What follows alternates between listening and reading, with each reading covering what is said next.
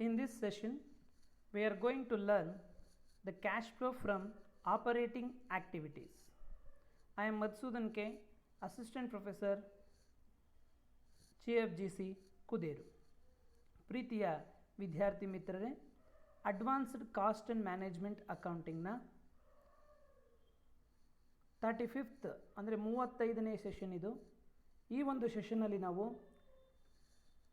Cash flow ಸ್ಟೇಟ್ಮೆಂಟ್ನ cash flow from operating activities, ನಾವು cash ಫ್ಲೋನ 3 ಆ್ಯಕ್ಟಿವಿಟೀಸ್ಗಳಾಗಿ ಡಿವೈಡ್ ಮಾಡ್ತೀವಿ.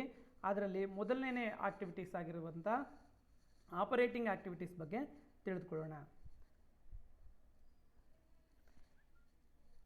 ನಿಮಗೆ ಈಗ ನೋಡಿದ್ರೆ ಒಂದು ಪ್ರಾಬ್ಲಮ್ ಕಾಣಿಸ್ತಾ ಇದೆ. Calculate cash from operating activities from the following particulars 2005 and 2006 2 ವರ್ಷಗಳ ಮಾಹಿತಿಯನ್ನು ನಮಗೆ ಕೊಡಲಾಗಿದೆ. ಪ್ರಾಫಿಟ್ ಆ್ಯಂಡ್ ಲಾಸ್ ಅಕೌಂಟ್ 60,000 65,000 ಅಂದರೆ 5,000 ಇನ್ಕ್ರೀಸ್ ಇದೆ. ಡೆಟಾರ್ಸ್ 85,000 ಮತ್ತು 48,000 ಡೆಟಾರ್ಸ್ ಡಿಕ್ರೀಸ್ ಆಗಿದೆ. ನೆಕ್ಸ್ಟ್ ಬಿಲ್ಸ್ ರಿಸೀವಬಲ್ 40,000 81,000 ಇನ್ಕ್ರೀಸ್ ಆಗಿದೆ. ಜನರಲ್ ರಿಸರ್ವ್ 1,72,000 2,07,000 ಇನ್ಕ್ರೀಸ್ ಆಗಿದೆ. ವೇಜಸ್ ಔಟ್ಸ್ಟ್ಯಾಂಡಿಂಗ್ 26,000 8,000 ಡಿಕ್ರೀಸ್ ಆಗಿದೆ. ಸ್ಯಾಲರೀಸ್ ಪ್ರೀಪೇಯ್ಡ್ 8,000 10,000 ಇನ್ಕ್ರೀಸ್ ಆಗಿದೆ 2,000. ಗುಡ್ವಿಲ್ 70,000 ಮತ್ತು 60,000 ಡಿಕ್ರೀಸ್ ಆಗಿದೆ. ನೀವು ಈ ಒಂದು ಇನ್ಫಾರ್ಮೇಷನ್ನ ನೋಡಿದಾಗ ಕೆಲವೊಂದು ಐಟಮ್ಸ್ಗಳು ಇನ್ಕ್ರೀಸ್ ಆಗಿದೆ, ಕೆಲವೊಂದು ಡಿಕ್ರೀಸ್ ಆಗಿದೆ. ಇದನ್ನು ಬೇಸಾಗಿ ಇಟ್ಕೊಂಡು ನಾವು ಕ್ಯಾಶ್ ಫ್ಲೋ ಫ್ರಮ್ ಆಪರೇಟಿಂಗ್ ಆ್ಯಕ್ಟಿವಿಟೀಸನ್ನು ಕಂಡುಹಿಡಿಬೇಕು. ಅದು ಕ್ಯಾಶ್ ಫ್ಲೋ ಸ್ಟೇಟ್ಮೆಂಟಲ್ಲಿ ಮೊದಲನೇದಾಗಿ ನಾವು ಮಾಡ್ತಕ್ಕಂಥದ್ದು. ಇದಿಷ್ಟು ಇನ್ಫಾರ್ಮೇಷನ್ಗಳನ್ನ ಬೇಸಾಗಿ ಇಟ್ಕೊಂಡು ನಾವು ಕ್ಯಾಶ್ ಫ್ಲೋವನ್ನು ಕಂಡುಹಿಡಿಯಬೇಕಾಗುತ್ತೆ.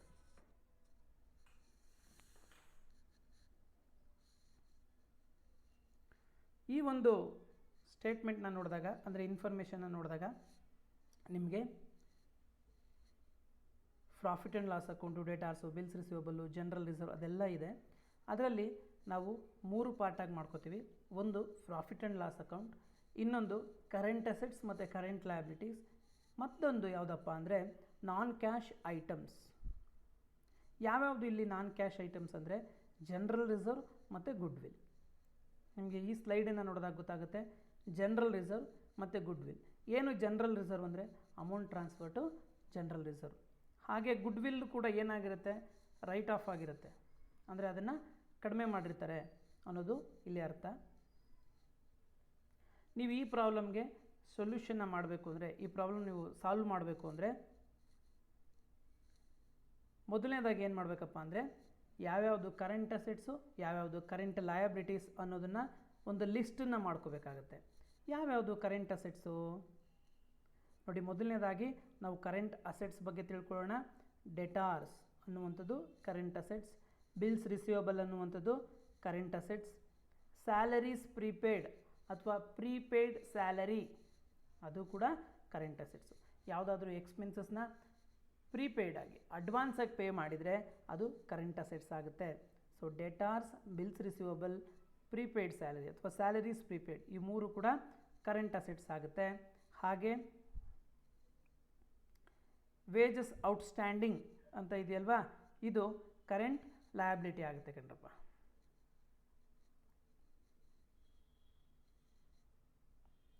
ಇಲ್ಲಿ calculation of cash flow from operating ಆ್ಯಕ್ಟಿವಿಟೀಸ್ನ ಕ್ಯಾಲ್ಕುಲೇಟ್ ಮಾಡಬೇಕಾದ್ರೆ ಕೆಲವೊಂದು ಐಟಮ್ಸ್ನ ಆ್ಯಡ್ ಮಾಡಬೇಕು, ಕೆಲವೊಂದನ್ನು ಲೆಸ್ ಮಾಡಬೇಕು. ಯಾವುದನ್ನು ಆ್ಯಡ್ ಮಾಡಬೇಕಪ್ಪ ಅಂದರೆ add increase in current liability. If current liability increases from previous year to this year, we need to add the increased amount. Current ಲಯಬಿಲಿಟೀಸಲ್ಲಿ ಹೋದ ವರ್ಷಕ್ಕೂ ಈ ವರ್ಷಕ್ಕೂ ಏನಾದರೂ ವ್ಯತ್ಯಾಸಗಳಿದ್ದು ಅದೇನಾದರೂ ಇನ್ಕ್ರೀಸ್ ಆಗ್ತಿದೆ. ಫಾರ್ ಎಕ್ಸಾಂಪಲ್ ನಿಮಗೆ ಕ್ರೆಡಿಟಾರ್ಸ್ ಅಂತ ಅಂದ್ಕೊಂಡ್ರೆ, ಕ್ರೆಡಿಟಾರ್ಸ್ ಅನ್ನುವಂಥದ್ದು, ಸೆಂಡ್ರಿ ಕ್ರೆಡಿಟಾರ್ಸ್ ಅನ್ನುವಂಥದ್ದು ಕರೆಂಟ್ ಲಯಬಿಲಿಟಿ. ಹೋದ ವರ್ಷ 30,000 ರೂಪಾಯಿ ಇರುತ್ತೆ, ಈ ವರ್ಷ 40,000 ಆಗ್ತಿದೆ, 10,000 ಇನ್ಕ್ರೀಸ್ ಆಗ್ತಿದೆ. ಆ ಥರ ಇನ್ಕ್ರೀಸ್ ಆದಾಗ ಅದನ್ನು ಏನು ಮಾಡಬೇಕಪ್ಪ ಅಂದರೆ ನಾವು ಆ್ಯಡ್ ಮಾಡಬೇಕು. Add increase in current liability. ಹಾಗೆ decrease in current assets value ಏನಾದರೂ ಡಿಕ್ರೀಸ್ ಆದರೆ ನೀವೇನು ಮಾಡಬೇಕು, ಅದನ್ನು ಆ್ಯಡ್ ಮಾಡಬೇಕು. ಫಾರ್ ಎಕ್ಸಾಂಪಲ್ ಡೆಟಾರ್ಸು ಹೋದ ವರ್ಷ 50,000 ರೂಪಾಯಿ ಇತ್ತು, ಈ ವರ್ಷ 40,000 ರೂಪಾಯಿ ಆಗ್ತಿದೆ. ಸೊ 10,000 ಕಡಿಮೆ ಆಗ್ತಿದೆ. Decrease in current assets, decrease in debtors 10,000, ಅದನ್ನು ಆ್ಯಡ್ ಮಾಡಬೇಕು. ಇದರ ಅರ್ಥ ಏನಪ್ಪ ಅಂದರೆ, ಇವಾಗ ನಿಮ್ಮ ಡೆಟಾರ್ಸ್ ಎಕ್ಸಾಂಪಲ್ಸ್ ತೊಗೊಂಡ್ರೆ, ಡೆಟಾರ್ಸ್ ಅಂದರೆ ನಮಗೆ ಸಾಲವನ್ನು ಕೊಡಬೇಕಾದವರು, ಅಮೌಂಟನ್ನು ಕೊಡಬೇಕಾದವರು. ಆ ಥರ ಕೊಡಬೇಕಾದವರು ಕಡಿಮೆ ಆಗ್ತಿದ್ದಾರೆ ಅಂದರೆ, ಹೋದ ವರ್ಷ ಡೆಟಾರ್ಸ್ 50,000 ಇತ್ತು, ಈ ವರ್ಷ 40,000 ಆಗ್ತಿದೆ ಅಂದರೆ ನಮಗೆ ಅದು ಕ್ಯಾಶ್ ಬಂದಿದೆ ಅಂತ ಅರ್ಥ. ಇನ್ಫ್ಲೋ ಆಫ್ ಕ್ಯಾಶ್ ಬಂದಿದೆ ಅಂದಾಗ ಅದನ್ನೇನು ಮಾಡಬೇಕು, ನಾವು ಆ್ಯಡ್ ಮಾಡಬೇಕು. ಹಾಗೆ ಕರೆಂಟ್ ಲಯಬಿಲಿಟೀಸಲ್ಲೂ ಅಷ್ಟೇ, ಬಿಲ್ಸ್ ಪೇಯಬಲ್ ಅಂದರೆ ನಾವು ಅದನ್ನು ಪೇ ಮಾಡಬೇಕು, ಬಿಲ್ಸನ್ನು ಪೇ ಮಾಡಬೇಕಾಗತ್ತೆ.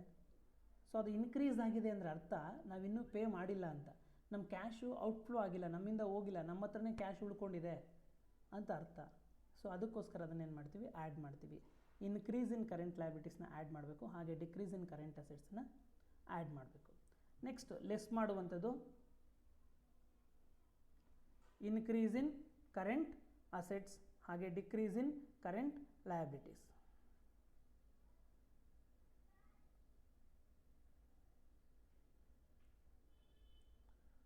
ಓಕೆನಾ? ಲೆಸ್ ಮಾಡುವಂಥದ್ದು ಯಾವುದು? ಕರೆಂಟ್ ಅಸೆಟ್ಸಲ್ಲಿ ಏನಾದರೂ ಇನ್ಕ್ರೀಸ್ ಆದರೆ, ನಾವೇನು ಮಾಡಬೇಕು, ಅದನ್ನು ಲೆಸ್ ಮಾಡಬೇಕು. ಹಾಗೆ ಡಿಕ್ರೀಸ್ ಇನ್ ಕರೆಂಟ್ ಲಯಬಿಲಿಟೀಸ್ ವ್ಯಾಲ್ಯೂಯಲ್ಲಿ ಏನಾದರೂ ಡಿಕ್ರೀಸ್ ಆದರೆ ಅದನ್ನು ಕೂಡ ಲೆಸ್ ಮಾಡಬೇಕು. ಕರೆಂಟ್ ಲಯಬಿಲಿಟಿ ಡಿಕ್ರೀಸ್ ಅಂದರೆ ಏನರ್ಥ?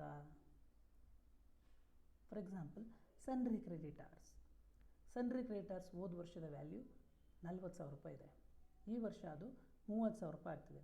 ಹೋದ ವರ್ಷ 40,000 ಇತ್ತು, ಕ್ರೆಡಿಟಾರ್ಸ್ ಅಂದರೆ ನಾವು ದುಡ್ಡು ಕೊಡಬೇಕಾದವರು 40,000 ಇತ್ತು, ಈ ವರ್ಷ 30,000 ಆಗ್ತಿದೆ. ಅಂದರೆ 40,000 ಇದ್ದಿದ್ದು 30,000 ಆಗ್ತಿದೆ.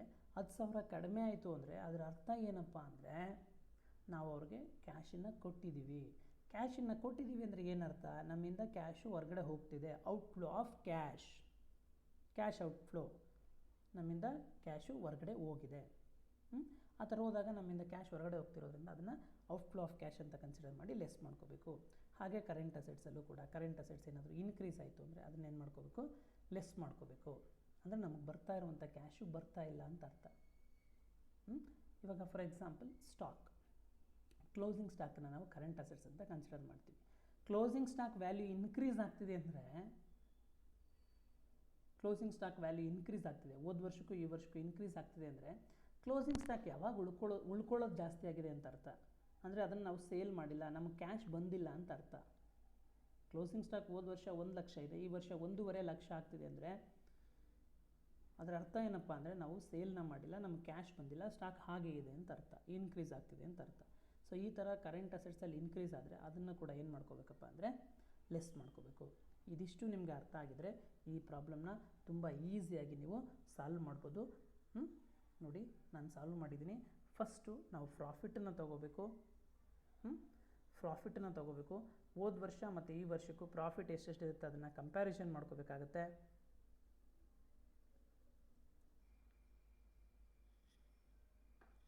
ನೀವು ಈ ಪ್ರಾಬ್ಲಮ್ನ ನೋಡಿದಾಗ ನಿಮಗೆ ಕ್ಯಾಶ್ ಫ್ಲೋ ಫ್ರಮ್ ಆಪರೇಟಿಂಗ್ ಆ್ಯಕ್ಟಿವಿಟೀಸ್ನ ಕ್ಯಾಲ್ಕುಲೇಟ್ ಮಾಡೋದು ತುಂಬಾ ಸುಲಭ. ಓಕೆನಾ? ನೋಡಿ, first profit and loss account ಇರುತ್ತಲ್ವ, 2 ವರ್ಷದ್ದು ಕಂಪ್ಯಾರಿಸನ್ ಮಾಡ್ಕೋಬೇಕು. We need to compare the date of 2005 and 2006, 60,000 and 65,000. So increase ಇದೆ. ಎಷ್ಟು ಇನ್ಕ್ರೀಸ್ ಇದೆಯಪ್ಪ ಅಂದರೆ 5,000. ಅದನ್ನು ಫಸ್ಟ್ ಐಟಮ್ ಆಗಿ ತೊಗೋಬೇಕು. ಪ್ರಾಫಿಟ್ಸ್ ಡ್ಯೂರಿಂಗ್ ದ ಇಯರ್ 65,000 ಮತ್ತು 60,000ನ ಕಂಪೇರ್ ಮಾಡಿದಾಗ ಮಾಡಿರುವಂಥ ಪ್ರಾಫಿಟು 5,000 ಇದೆ, ಅದನ್ನು ತೊಗೋಬೇಕಾಗತ್ತೆ.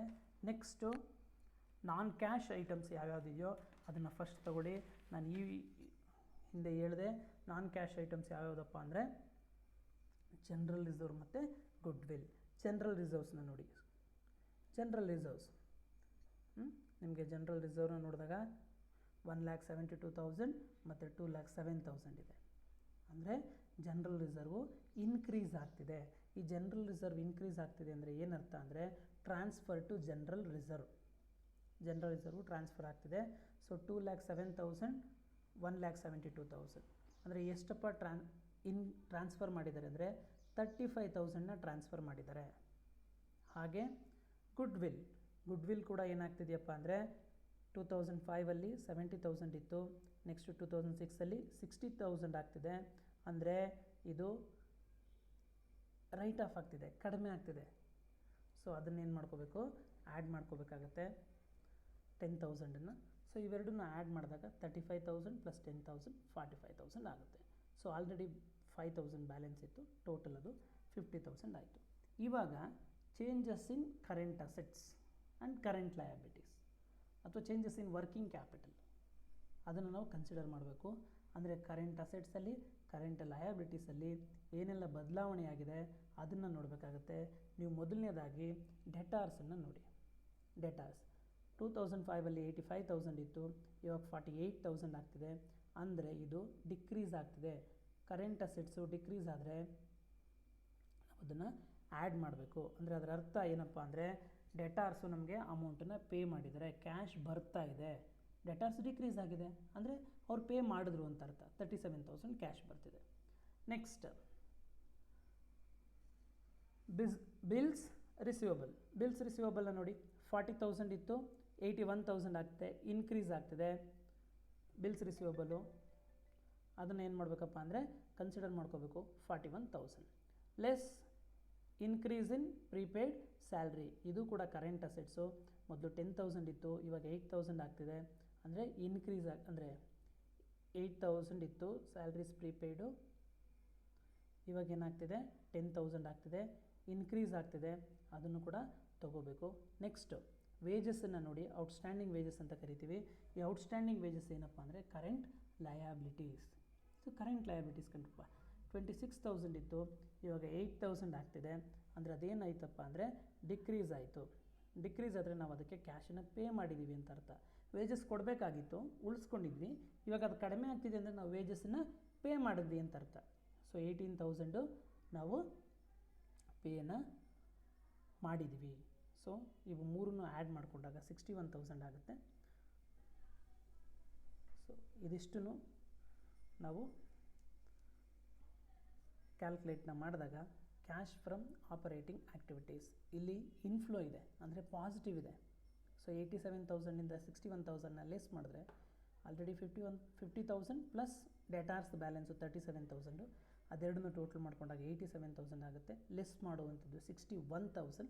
ಆ 61,000ನ ಲೆಸ್ ಮಾಡಿದಾಗ ನಮಗೆ ಕ್ಯಾಶ್ ಇನ್ಫ್ಲೋ ಅಂದರೆ ಏನು ಅರ್ಥಪ್ಪ ಅಂದರೆ ನಮಗೆ ಕ್ಯಾಶು ಪಾಸಿಟಿವ್ ಇದೆ, ಬರ್ತಾ ಇದೆ. ಅದು ಬರ್ತಾ ಇರೋದು ಎಷ್ಟಪ್ಪ ಅಂದರೆ 26,000.